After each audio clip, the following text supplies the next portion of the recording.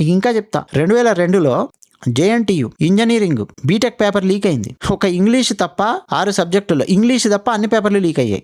JNTU 2002 exam రాసిన వాళ్ళు ఎవరన్నా ఉంటే చెప్పొచ్చు, నేను రాయలేదు. ఇన్ఫర్మేషన్ చెప్తున్నా మీకు నేను. అది కూడా ఆ పెద్దాపురంలోని ఒక కాలేజ్ ఏ అనే అక్షరంతో వచ్చే ఒక ఇంజనీరింగ్ కాలేజ్ నుంచి లీక్ జరిగింది అని చెప్పి ఐడెంటిఫై చేశారు. ఓ జూనియర్ అసిస్టెంట్ షేక్ హుస్సేన్ సాబు, ఇంకో అటెండరు అనంత చిన్నబాబు అని చెప్పి ప్రిన్సిపాల్ అల్మరాను పగలగొట్టి పేపర్లు దొంగిలించి ఫోటో కాపీ చేసి తీసుకొని వెళ్ళిపోయారు. అందులో మళ్ళా క్యాంటీన్ యజమాని కె భాస్కర్ అని చెప్పి ఆయన సోదరుడు గిరీషు సహాయం చేశారని అప్పట్లో న్యూస్ పేపర్స్లో వినయ్ చెప్తున్నా. మన ఆంధ్రప్రదేశ్లో 2002లో JNTU engineering BTech paper leak గురించి మాట్లాడుతున్నా. ఆ టైంలో సిఐడి 4 అరెస్ట్ చేసింది. జేఎన్టీయు ఏం చేసింది, మళ్ళా ఏ సబ్జెక్టులు అయితే లీక్ అయ్యాయి అని చెప్పి వచ్చిందో వాటన్నింటికి రీ ఎగ్జామినేషన్ నిర్వహించింది. తిట్టుకున్నారు స్టూడెంట్స్, రాశారు మళ్ళీ ఎగ్జామ్, పట్టుకున్నారు సిఐడి 4 పట్టుకున్నారు. అంటే జేఎన్టీయు అఫిలియేటెడ్ కాలేజీల్లో జరిగినటువంటి లీక్ అనమాట. యూనివర్సిటీకి డైరెక్ట్గా లింక్ లేదు, జేఎన్టీయూకి డైరెక్ట్ లింక్ లేదు, కింద ఉండే కాలేజెస్లో అనమాట. 97 ఫేమస్ లీక్ రామబ్రహ్మం అని చెప్పి అంటారు, ఆయన పేరు నాకు ఇంకా గుర్తుంది, పేపర్స్లో చదివిన పేరు. 97 ఇంటర్మీడియట్ పేపర్ల లీకు మళ్ళీ నిర్వహించారు, పట్టుకున్నారు. అప్పుడు ఇలాగే ఈ కమ్యూనిస్టులు విద్యార్థులు వీళ్ళందరూ ఫోర్స్ చేసి రిజైన్ చేస్తావా బలవంతంగా జిఎంసి బాలయోగి గారు అని చెప్పి ఉండేవారు, గుర్తున్నారా? చంద్రబాబు నాయుడు గారి ప్రభుత్వంలో ఆయన చేత బలవంతంగా రిజైన్ చేయించారు జిఎంసి బాలయోగి గారి చేత. బాలయోగి గారు అండి ఎంత మంచి మనిషి, సమర్థుడు. ఆయన లీక్ చేయమని చెప్తారు ఆ పేపర్లు. మాక్సిమం ప్రభుత్వము అరే పేపర్ లీక్ కాకుండానే ఎట్లా ఐడెంటిఫై చేయాలి, ఏం చేయాలి, వాళ్ళు ఎట్లా నిర్వహించాలో నిర్వహిస్తూ వచ్చారు. కానీ జిఎంసి బాలయోగి గారిని ఏం చేసింది, కంటి తుడుపు చర్యగా ఈ కమ్యూనిస్ట్ గాళ్ళు యూనివర్సిటీలో గోలగోల రచ్చరచ్చ చేస్తున్నారు కదా. నిజంగా ఇంటర్మీడియట్ స్టూడెంట్స్ ఎవరైతే ఆ పేపర్ లీక్ జరగడం వల్ల బాధపడ్డారో వాళ్ళలో ఒక్కరు కూడా రోడ్ల మీదకి వచ్చి ధర్నాలు చేయలేదు. నెక్స్ట్ ఎగ్జామ్ పెడతారు, మళ్ళీ ప్రిపేర్ అవ్వాలని చెప్పి ప్రిపరేషన్లో ఉన్నారు. కానీ ప్రభుత్వం మీద ఒత్తిడి తీసుకురావాలనే వేరే గ్యాంగులు ఇవన్నీ ఉంటాయి కదా, వాళ్ళ పని వేరే ఉంటుంది. చంద్రబాబు నాయుడు గారు ఏం చేశారు, వీళ్ళని టెంపరీగా సాటిస్ఫై చేయడానికి జిఎంసి బాలయోగి గారి చేత రిజైన్ చేయించారు. కొన్ని నెలలు సైలెంట్గా ఊరుకోని మళ్ళీ ఇమ్మీడియట్గా జిఎంసి బాలయోగి గారిని కేంద్రానికి పంపించారు, ఏకంగా స్పీకర్గా పంపించారు. తెలుసు కదా బాలయోగి గారు అంటే ఏం చేస్తుందండి, ఏదో నీ కంటి తుడుపు చర్య చేయమని అంటే ఈ పాటికి ధర్మేంద్ర ప్రధాన్ని రిజైన్ చేసి కూర్చోబెట్టేవాళ్ళు. మోదీ గారు, అమిత్ షా గారు ఏమని సార్ రిజైన్ చేసేయండి, ఒక 5-6 నెలల్లో మళ్ళీ సైలెంట్ అయిపోతారు, మళ్ళీ దెబ్బకు మిమ్మల్ని వేరే దాంట్లో పెట్టద్దాం కానీ అని చెప్పి ఆ పని చేసి ఉండొచ్చు. చేయలేదు ఆ పని. ఈ రిజిగ్నేషన్స్ వల్ల ఏమవుతుందండి, ఎంతసేపు ప్రభుత్వాల మీద ఫోర్స్ పెడదామా, ఆ మంత్రిని రిజైన్ చేయిద్దామా, ఈ మంత్రిని రిజైన్ చేయిద్దామా, ఏంది గోల. అంతకుముందు కూడా ఒకసారి రైలు ప్రమాదం జరిగినప్పుడు అశ్విని వైష్ణవ్ గారిని రిజైన్ చేయించాలి అని చెప్పి ప్లాన్లు అనమాట. లాల్ బహదూర్ శాస్త్రి గారిది పట్టుకొస్తారు ఎగ్జాంపుల్. రాజీనామా చేశారు లాల్ బహదూర్ శాస్త్రి గారు, బాధ్యతాయుతంగా తానే ఆ రైలు ప్రమాదానికి బాధ్యత వహించి రాజీనామా చేశారంటారు. ఆ రోజులు వేరు నాయనా. ఈ రోజులు ఏంటో తెలుసా, మంత్రుల చేత రాజీనామాలు చేయించడం కోసం కూడా రైళ్లు కింద పడేసే వర్గాలు తయారయ్యాయి. ఎన్ని రైళ్ల మీద రాళ్ళిసరట్లా, ఎన్ని రైలు పట్టాల మీద గ్యాస్ సిలిండర్లు దొరకలేదు గత కొన్నేళ్లలో. మంత్రుల చేత రాజీనామా చేయిద్దామా, ప్రభుత్వాన్ని చేత రాజీనామా చేద్దామా, బర్తరఫుల్ చేయిద్దామా, ఇదే గోల. వేరే దేశాలలో ఇలాగే అవుతుందండి. వేరే దేశాలలో లీక్ అసలు అవనే వదని మీరు అనుకుంటున్నారా? మన తెలుగు పేపర్లు దాచిపెడతాయి. ఇప్పటిదాకా విన్న వాళ్ళ కోసం చెప్తున్నాను. మన తెలుగు పేపర్లు ఏమో అగో ఫలానా దేశంలో అసలు లీకులే కావంట, అసలు ఎట్లా చేస్తారంటే అని చెప్పి పొగుడుతూ ఉంటాయి. ఒరే నాయన, ప్రజాస్వామ్య దేశాల ఎగ్జాంపుల్ చెప్పు. చైనా ఎగ్జాంపుల్, వియత్నాములు, కంబోడియాలు, క్యూబాలు ఇట్లాంటివి కావు. రష్యా ఎగ్జాంపుల్స్ కాదు.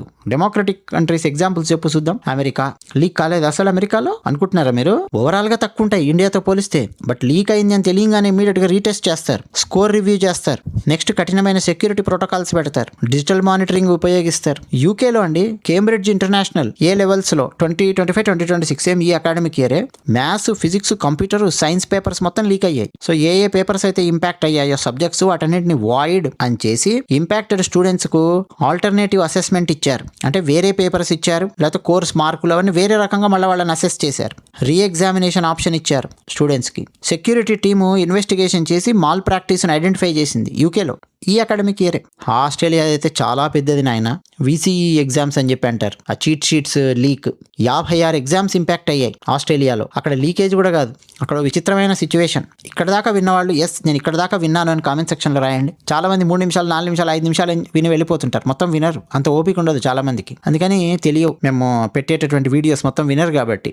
ఆస్ట్రేలియాలో అండి 2024లో విసిఈ అంటారండి, విక్టోరియాస్ విసిఈ అని, విక్టోరియన్ సర్టిఫికేట్ ఆఫ్ ఎడ్యుకేషన్ అంటారు. దాదాపు సగం సబ్జెక్ట్స్ కాంప్రమైజ్ అయ్యాయి. English, maths, biology, legal studies. ఇలా ఏమైందో తెలుసా, మామూలుగా Victorian curriculum and assessment authority ఉంటుంది కదా, వాళ్ళు వాళ్ళ వెబ్సైట్లోకి శాంపుల్ కవర్ పేజెస్ అప్లోడ్ చేశారు. జనరల్గా ఇగో శాంపుల్ క్వశ్చన్స్ ఇలా ఉంటాయి చెప్తారు కదండి. ఇప్పుడు ఎంసెట్ అయినా ఏదైనా ఏ సెట్ అయినా కానీ ఆ సెట్ ఈ సెట్ అని కాదు, ఇగో శాంపుల్గా మీకు ఇలా ప్రశ్నలు వస్తాయి అని చెప్పి వాళ్ళ వెబ్సైట్లో అప్లోడ్ చేశారు. ఏ అథారిటీ అయితే ఎగ్జామ్ పెడుతుందో వాళ్ళే. అలా వాళ్ళు అప్లోడ్ చేసిన శాంపుల్ కవర్ పేజెస్లో యాక్చువల్ ఎగ్జామ్ క్వశ్చన్స్ మొత్తం ఎంబెడ్ అయిపోయి ఉన్నాయి హిడెన్ టెక్స్ట్ లోపల. ఆ టెక్స్ట్ ఎలా ఉందంటే ఒక డిఫాక్టో చీట్ షీట్ లాగా ఉంది. ఎగ్జామ్ రాసే లోపే 6,000 మంది స్టూడెంట్స్ వాటిని చూసేశారు అని గార్డియన్ పత్రిక రాసింది. అలాగే ఆస్ట్రేలియాలో ఉన్న పత్రికలు రిపోర్ట్ చేశాయి. 56 సబ్జెక్ట్స్ ఇంపాక్ట్ అయ్యాయండి. ఆ తర్వాత మళ్ళీ ఇంకా స్క్రూటినైజ్ చేస్తే 65 సబ్జెక్ట్స్ ఇంపాక్ట్ అయ్యాయి అన్న విషయం ఐడెంటిఫై చేశారు.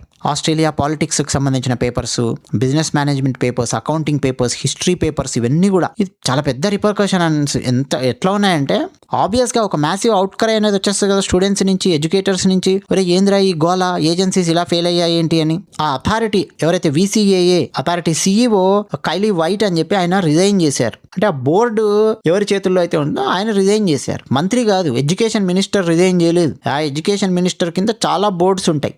అందులో ఒక బోర్డు VCAA ఒక కైండ్ ఆఫ్ పరీక్షలు కండక్ట్ చేస్తుంది. ఆ CEO రిజైన్ చేశాడు. ఎందుకంటే తప్ప అక్కడే జరిగింది. గవర్నమెంట్ కూడా అనౌన్స్మెంట్ ఇచ్చింది, ఇమీడియట్గా అనౌన్స్మెంట్ ఇచ్చింది. తర్వాత కూడా గవర్నమెంట్ ఈ VCE టెస్టింగ్ మీద మేము ఇండిపెండెంట్గా మానిటరింగ్ చేస్తాము, మేము దీని ఇంటిగ్రిటీ ఇవన్నీ మేము చూసుకుంటాము ఫ్యూచర్ ఎగ్జామ్ సైకిల్స్ లోపల. ఎవడెవడైతే దీన్ని వెనుకున్నాడు వాళ్ళని మేము ఇంకెవరన్నా వేరే ఉంటే వాళ్ళని అరెస్ట్ చేస్తాము, మీరు వర్రీ కాకండి, మేము ఎగ్జామ్స్ కండక్ట్ చేస్తాము మళ్ళీ చెప్పారు. అయిపోయింది. ఎవడు రోడ్ల మీదకి వచ్చి కాక్రోచ్ జనతా పార్టీ అని లేకపోతే ఆ ఎదవలకు సపోర్ట్ చేస్తూ కానీ లేకపోతే ప్రభుత్వాలకు వ్యతిరేకంగా కానీ సోషల్ మీడియాలో ప్రభుత్వానికి గద్దె దింపాలి, ఎడ్యుకేషన్ మినిస్టర్ రిజైన్ చేయాలి, ఈ ప్రభుత్వం అసమర్థ ప్రభుత్వం, ఇలాంటి వెర్రి వెంగళప్ప వేషాలు ఇవ్వడేయలేదు ఆస్ట్రేలియాలో. ఏమనుకుంటున్నారండి, 56 సబ్జెక్ట్స్ కాదు 65, ఓవరాల్గా 65 సబ్జెక్ట్స్ లీక్.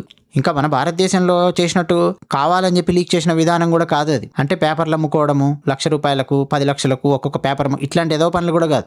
బట్ ఓవరాల్గా 65 సబ్జెక్ట్స్ లీక్ అయ్యాయి. ఎన్ని ఇళ్లలో దీనికి సంబంధించిన చర్చ జరిగింటది ఆస్ట్రేలియాలో, ఆ స్టూడెంట్స్కి సంబంధించిన ఇళ్లలో. నెక్స్ట్ బాధపడ్డారు, ఏంద్రా ఇది అన్నారు. తర్వాత మళ్ళీ ఎగ్జామ్స్ కండక్ట్ చేశారు, ప్రిపేర్ అయ్యారు, రాశారు, అయిపోయింది. మన దగ్గర ఒక పెద్ద డ్రామా చేస్తున్నారండి ఇప్పుడు. మోదీ గారు, అమిత్ షా గారు వీళ్ళు కూడా చేయొచ్చు.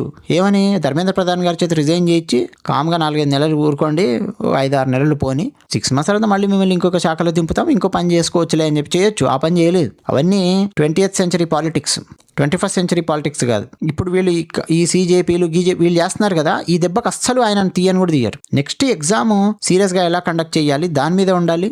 లీకేజీకి బాధ్యులైన వాళ్ళని పట్టుకున్నారా లేదా దాని మీద ఉండాలి. ఇక నాకెవరో మొన్న ఒక కామెంట్ కూడా రాశారు, నరేంద్ర మోదీ ప్రభుత్వం అసలు అడ్మినిస్ట్రేషన్ పక్కన పెట్టేసింది, పాలిటిక్సే చేస్తోంది, అందుకే ఈ విద్యార్థులు ఇవి అయ్యాయి. అంటే ఈ రేంజ్లో మన తెలుగు వాళ్ళల్లో బ్రెయిన్లోకి ఆల్రెడీ కొంత విషయం బాగా ఎక్కిపెట్టి ఉంటుంది కాబట్టి చిన్న సంఘటన జరగగానే ఇమీడియట్గా నరేంద్ర మోదీ గారి మీద విషయం చిమ్మడమే. అడ్మినిస్ట్రేషన్ని గాలికి వదిలేసిందా? భారతదేశం అడ్మినిస్ట్రేషన్ గత 10 సంవత్సరాలలో అంతకుముందు 70 ఏళ్లలో లేనంత అద్భుతంగా ఉంది అడ్మినిస్ట్రేషన్. నెక్స్ట్ నాకు తెలిసి ఈ లీకేజ్లకు సంబంధించి ఇంకా చాలా స్ట్రాంగ్ ప్రాసెస్ అనేది తయారు చేస్తారు చూడండి. 100% ఒక నీట్ గురించే కాదు, భారతదేశంలో పేపర్ లీక్లకు సంబంధించి చాలా భయంకరమైన చాలా స్ట్రాంగ్ ప్రాసెస్ తీసుకొని వస్తారు. బార్డర్ సెక్యూరిటీలో ఎలాంటి స్ట్రాంగ్ ప్రాసెస్ అయితే ఇంప్లిమెంట్ చేసిందో బీజేపీ ప్రభుత్వం, అది కూడా చేస్తుంది. ఎందుకంటే వీళ్ళకి స్ట్రాంగ్ దెబ్బ ఒకటి తగిలింది అని అంటే చాలా అద్భుతంగా బౌన్స్ బ్యాక్ అవుతారు. At the same time students గురించి ఆలోచించకుండా ఎందుకుంటామండి. ఇప్పుడు నాకు కూడా అరే బాధ కదా, అరే పాపం ఇంతమంది స్టూడెంట్స్ పరిస్థితి ఏంటి అని. బట్ వాళ్ళ భవిష్యత్తు ఏదో అయిపోయింది, అంధకారం అయిపోయింది, వాళ్ళు అడుక్కు తింటారు, రోడ్డు మీద పడ్డారు అన్న రేంజ్లో కటింగ్ దొబ్బడం మాత్రం రాంగ్. ఎందుకంటే నేను రాసినటువంటి పరీక్షలు కూడా ఒకప్పుడు చెప్పాను కదా, ఇంతకుముందు ఇంత పెద్ద లిస్టు చదివాను మన్మోహన్ సింగ్ టైంలో ఉన్నటువంటి పరీక్షల గురించి. లీక్ అయ్యాయి, పేపర్లో చూస్తే తప్ప మాకు అర్థం కాలేదు, న్యూస్ పేపర్లో లీక్ అయ్యాయంట అని చెప్పి. మళ్ళీ ప్రిపేర్ అయ్యాం, మళ్ళీ వితిన్ 1 month ఎగ్జామ్ పెడితే మళ్ళీ వెళ్ళి రాసాం, అయిపోయింది. అలాగే రోడ్ల మీద పడి ప్రభుత్వాలను గద్దె దింపుదామా లేకపోతే యూనివర్సిటీలలో గలాటా చేద్దామా, ఈ ఏదో పనులు చేసింటే చదువు అటకెక్కేది. గొడవలు అల్లర్లు చేయించే వాళ్ళు బాగానే ఉంటారండి. విద్యార్థులు అసలు పెట్టాల్సిన కాన్సన్ట్రేషన్ స్టడీ మీద. అదే విషయం. ధన్యవాదాలు.